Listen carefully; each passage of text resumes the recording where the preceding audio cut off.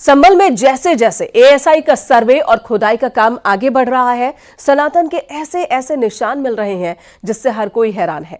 21 दिसंबर को संभल के लक्ष्मणगंज इलाके में ऐतिहासिक बावड़ी मिली, जिसके बाद अब एक और बावड़ी संभल के कमलपुर इलाके में सामने आई है। ये बावड़ी भी सैकड़ों साल पुरानी है, जिसका एएसआई ने निरीक्षण किया। दावे ये हैं कि बावड़ी 4 से 5 मंजिल तक की हो सकती है और खुदाई में कई नए तथ्य भी सामने आ सकते हैं।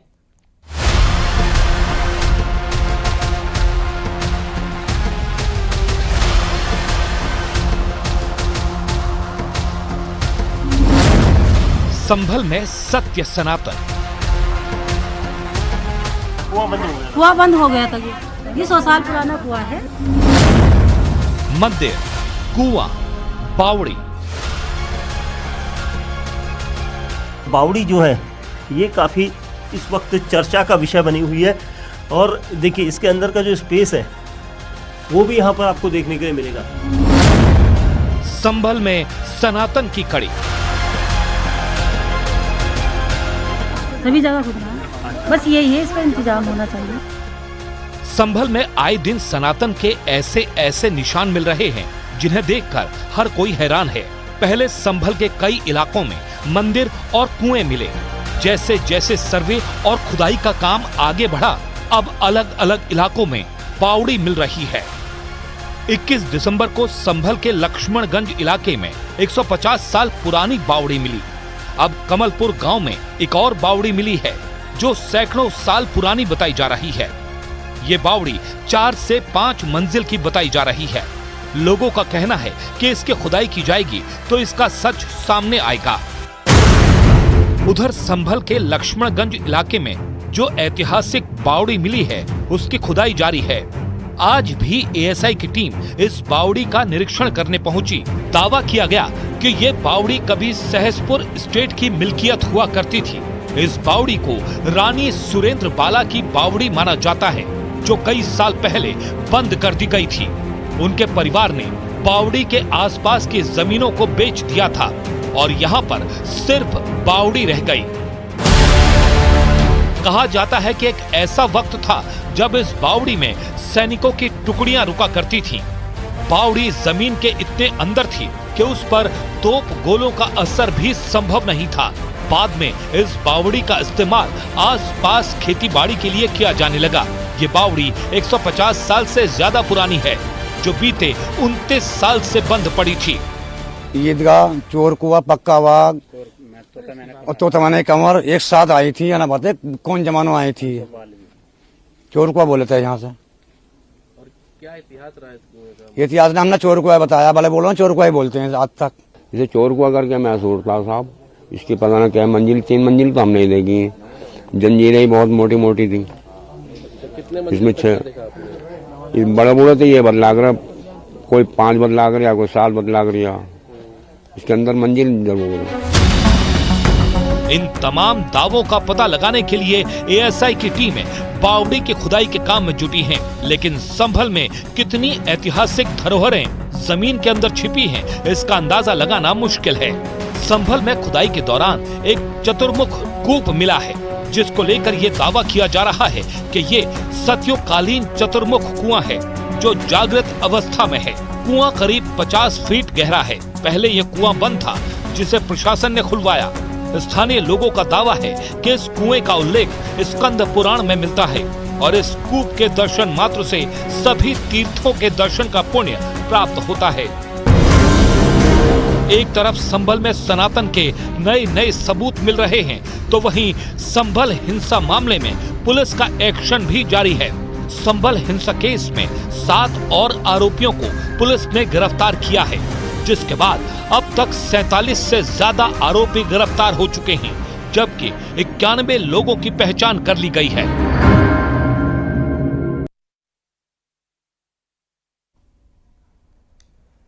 उधर वाराणसी के बीएचयू में मनु स्मृति जलाने के दौरान बवाल हुआ। छात्रों और प्रोक्टोरियल बोर्ड के बीच जमकर धक्का मुक्की हुई है। दरअसल बीएचयू के भगत सिंह मोर्चा के छात्र परिसर में मनुस्मृति जलाने की कोशिश कर रहे थे। इसी की सूचना पर प्रोक्टोरियल बोर्ड के सुरक्षा कर्मचारी पहुंचे, उन्हें रोकने की कोशिश की गई और इस दौरान भगत सिंह मोर्चा के छात्रों ने सुरक्षा कर्मचारियों से धक्का मुक्की शुरू कर दी, जिसके बाद सुरक्षा कर्मियों की शिकायत पर लंका थाना पुलिस पहुंची और आरोपी छात्रों को हिरासत में लिया गया। इस मामले में चीफ प्रॉक्टर ने लंका पुलिस को लिखित शिकायत दी है।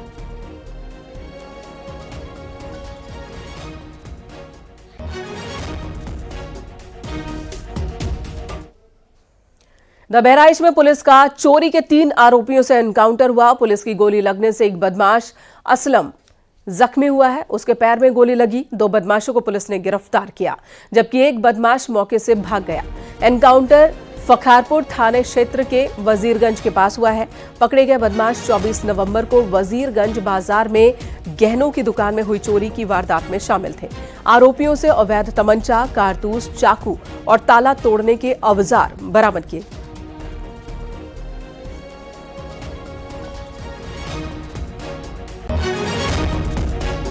आज एसओ फकरपुर राजेश शुक्ला को जेटे मुखबिर एक सूचना मिली थी कि 4/11/24 को जादरपुर में जो ज्वेलरी शॉप में चोरी हुई थी, उसके बदमाश बाइक से 3 लोग वजीरगंज की तरफ जा रहे हैं। इस सूचना पर सीओ कैसरगंज रवि खोखर के नेतृत्व में और फकरपुर थाने की पुलिस एसओजी प्रभारी दिवाकर तिवारी के साथ इनकी घेराबंदी किया गया। वजीरगंज रोड पे 3 लोग बाइक से आते हुए दिखाई पड़े, इनको रोकने का प्रयास किया गया। उसमें से एक आदमी पुलिस पार्टी पे फायरिंग करने लगा। पुलिस ने भी अपने बचाव में फायरिंग किया, तो एक अभियुक्त उसमें से जिसका नाम असलम है, उसके पैर में गोली लगी है और पुलिस ने एक को दौड़ा करके पकड़ लिया। तीसरा अभियुक्त जो मौके से गन्ने के खेत में भाग गया, उसकी भी तलाश जारी है। जो घायल अभियुक्त है उसको इलाज हेतु जिला अस्पताल भिजवाया गया है। ललितपुर पुलिस को एक बड़ी सफलता मिली है। फर्जी मैरिज ब्यूरो खोलकर शादी कराने के नाम पर ठगी करने वाले गैंग का पुलिस ने खुलासा किया। पुलिस ने गैंग से जुड़ी 8 महिलाओं को गिरफ्तार किया है। गैंग ने फर्जी अटल सेवा संस्था बना रखी थी। शादी के इच्छुक लड़कों से रजिस्ट्रेशन और लेट फीस के नाम पर ठगी करते थे। पुलिस का दावा है कि ये गैंग सैकड़ों लोगों से अब तक ठगी कर चुके हैं। संस्था के बैंक खाते में 1 लाख रुपए सीज किए गए। आरोपियों से 20 मोबाइल फोन और एक कंप्यूटर बरामद किया गया।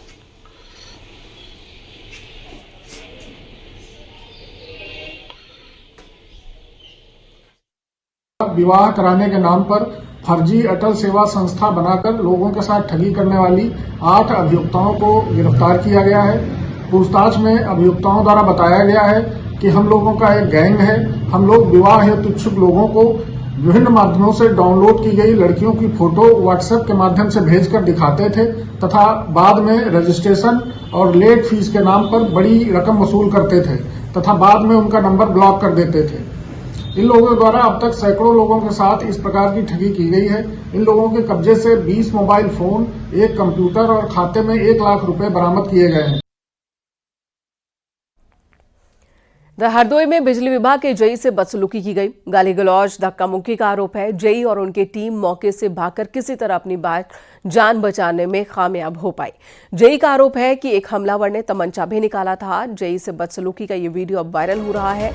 मामला आमतारा गांव का है। बिजली के बकाया बिल के लिए कैंप लगाया गया था। 40,000 रुपए के बकायेदार अनंत राम का कनेक्शन काट दिया था, जिसके बाद अनंत राम के बेटों ने गाली गलौज, धक्का मुक्की और मारपीट की कोशिश की। जेई ने आरोपियों के खिलाफ थाने में शिकायत दर्ज कराई।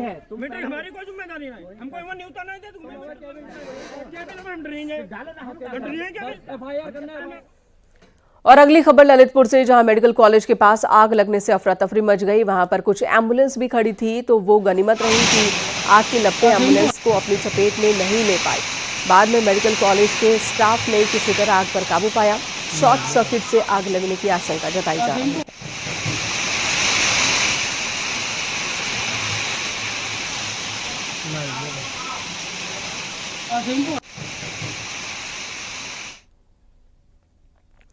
हरदोई में पोकलेन मशीन की चपेट में आकर एक लड़के की मौत हो गई। सवायजपुर कोतवाली क्षेत्र के मिरगावा गांव की यह घटना है। लड़का नाले में हो रही खुदाई को देखने के दौरान हादसे का शिकार हो गया। सूचना पाकर पहुंची पुलिस ने शव को कब्जे में लिया, पोस्टमार्टम के लिए भेजा, जबकि पोकलेन मशीन का ड्राइवर फरार है। हादसे के बाद परिजनों ने ग्रामीण के साथ मिलकर हंगामा किया है। हादसे के बाद की ये तस्वीरें आपको दिखा रहे हैं। हर तरफ कोहराम और मातम देखने को मिला।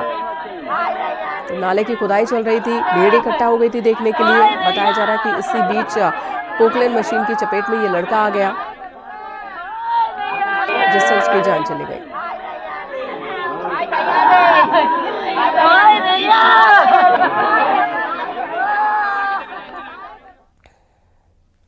आगरा में एक बिल्डर पर ऐतिहासिक मुगलकालीन इमारत शाही हमाम पर कब्जा करने का आरोप है। आरोप है कि बिल्डर इस ऐतिहासिक स्थल को ध्वस्त कर यहां मल्टी स्टोरी बिल्डिंग बनाना चाहता था। अब तक आधे हमाम को तोड़ा जा चुका है। बाउंड्री वॉल बनाकर क्षेत्र को उसने घेर लिया। सीसीटीवी कैमरे लगाए गए हैं। लोगों का कहना है कि इस इमारत में पिछले 6 पीढ़ियों से रह रहे लगभग 30 परिवार अब सड़क पर हैं। 6 से ज्यादा घरों को तोड़ा जा चुका है। निवासियों का आरोप है कि उन्हें रातों रात जबरदस्ती घर से निकाल दिया गया। वो सालों से कोर्ट में किराया जमा करते आए हैं, बावजूद इसके उन्हें बेदखल कर दिया गया। बिल्डर सुरेश चंद्र कुशवाहा ने पुलिस की मदद से उनके घरों पर बुलडोजर चलवाया। ऐतिहासिक धरोहर को बचाने के लिए सिविल सोसाइटी ने आज एक हेरिटेज वॉक का आयोजन किया। कल ये वॉक की गई थी। वॉक के दौरान शाही इमाम को पोस्टर रखकर अलविदा कहा गया।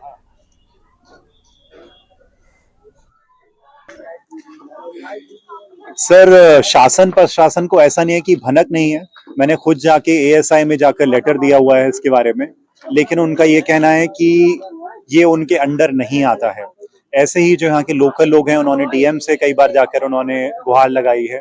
तो मेरा ये कहना है कि या तो सरकार को इसकी चिंता नहीं है या फिर इसकी केयर नहीं है, बट होनी चाहिए।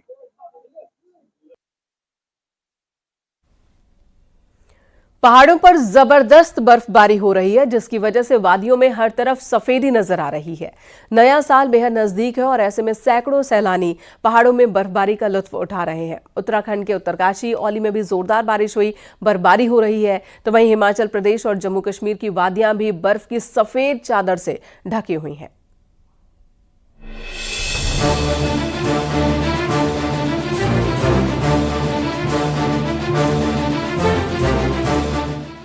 उत्तराखंड की ऊंचाई वाले इलाकों में 2 दिनों से भारी बर्फबारी देखने को मिल रही है। केदारनाथ धाम, तुंगनाथ धाम, मददमहेश्वर धाम में बर्फ गिरी है। बद्रीनाथ धाम भी पूरी तरह से बर्फ की आगोश में है। हर तरफ बर्फ की परत दिखाई दे रही है। बद्रीनाथ धाम में 1 से 1.5 फीट तक बर्फ जम गई है, जिसकी वजह से सुंदरता बढ़ गई है। उत्तरकाशी के गंगोत्री धाम काफी हिम वर्षा हुई है। दूर दूर तक से बर्फ ही बर्फ दिखाई दे रही है। गंगोत्री धाम में 1 फीट से भी ज्यादा बर्फ जमी हुई है। बर्फबारी के बाद कड़ाके की ठंड पड़ रही है। उत्तरकाशी में भी जोरदार बर्फबारी हुई है। तस्वीरों में आप देख सकते हैं, मुखबा में हर तरफ बर्फ की सफेद चादर बिछी हुई है। पूरी हर्षिल घाटी बेहद खूबसूरत नजर आ रही है। क्रिसमस मनाने के लिए भारी संख्या में पर्यटक विश्व प्रसिद्ध पर्यटक स्थल औली पहुंच रहे हैं। बर्फबारी से पर्यटकों की चहल पहल भी बढ़ गई है। तो वहीं अब नए साल को लेकर भी सैलानी पहाड़ों का रुख करेंगे। स्थानीय कारोबारी भी काफी खुश हैं। उत्तरकाशी के हर्षिल घाटी में बर्फबारी के बीच पुलिस जवान वॉलीबॉल खेलते हुए नजर आए। कड़ाके की ठंड के बीच जवानों का हौसला हाई है। चकराता के लोखंडी, कन्नासर और देवबंद में भी भारी बर्फबारी हुई है, जिसके चलते नेशनल हाईवे भी बाधित हो गई है। लोखंडी के आसपास बर्फ की मोटी परत जमी होने के कारण गाड़ियां फंस रही हैं। हिमाचल प्रदेश के पर्यटन नगरी मनाली में बर्फबारी का दौर शुरू हो गया है। पूरी वादी बर्फ की सफेद चादर से ढक गई है। मनाली के ऊपरी इलाके रोहतांग पास, पलचान और सोलंग नाला सहित आसपास के तमाम इलाके पूरी तरह से बर्फ की आगोश में आ गए हैं।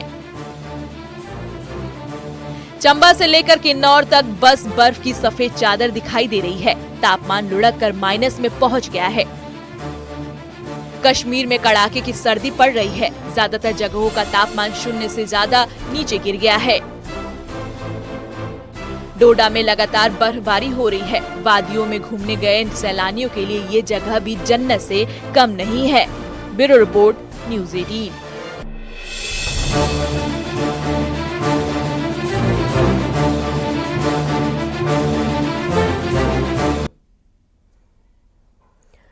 पूरे उत्तर उत्तर भारत में लोग ठंड से ठिठुर रहे हैं। कहीं सैलानी बर्फबारी का मजा ले रहे हैं तो कहीं बर्फबारी की वजह से यातायात ठप है।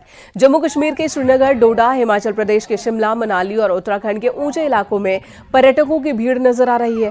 प्रशासन भी अलर्ट है, सड़कों को क्लियर भी किया जा रहा है। ये तस्वीरें आपको दिखा रहे हैं अलग अलग जगहों की। लगभग हिमाचल प्रदेश हो, उत्तराखंड हो, जम्मू कश्मीर हो, हर जगह पहाड़ इस वक्त बर्फ से ढके हुए हैं। यही वजह कि बड़ी संख्या में सैलानी इन जगहों का रुख कर रहे हैं। सैलानी मजा भी उठा रहे हैं, लेकिन कहीं कहीं रास्तों में जाम की वजह से उन्हें थोड़ी मुश्किलों का सामना भी करना पड़ रहा है। चाहे हिमाचल प्रदेश की हम बात कर लें, हिमाचल के शिमला, मनाली की बात कर लें, वहाँ पर आने जाने के रास्तों में कई जगहों पर लोगों को ट्रैफिक का सामना करना पड़ रहा है। तो उत्तराखंड में भी ऊंचे इलाकों में सैलानियों की भीड़ बढ़ती जा रही है। क्रिसमस और नए साल के मौके पर छुट्टियां और इन छुट्टियों का मजा पहाड़ों में लोग लेना चाहते हैं, पहाड़ों की खूबसूरती को निहारते हुए। और यही वजह है कि सैलानियों की ये तस्वीर आप देखिए, जिन्हें स्नोफॉल मिला वो ज़्यादा खुश दिख रहे हैं और पर्यटन कारोबार से जुड़े लोगों के चेहरे पर भी खुशी है। प्रशासन ने भी हर तरह के इंतजाम कर रखे हैं। ये दावे किए जा रहे हैं ताकि लोगों को दिक्कत ना हो। रास्तों में जहां कोई सैलानी फंस रहा है, वैकल्पिक रास्ते हों या फिर रोड खुलवाने का काम भी किया जा रहा है। कैसा लग रहा है आपको यहाँ पर? मतलब यहाँ आके बहुत अच्छा लगा, पहली बार में एक्सपीरियंस में बहुत अच्छा रहा है। और जो कि फैमिली के साथ आए और आनंद आ रहा है फैमिली के साथ।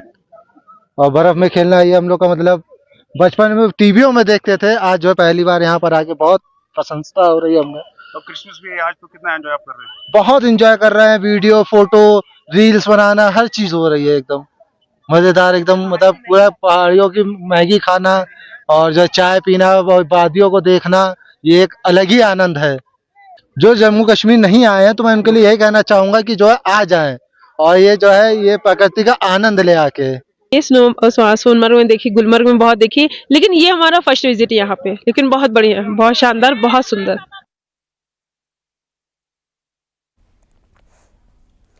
और अब क्राइम की 10 बड़ी खबरों पर नजर डाल लेते हैं।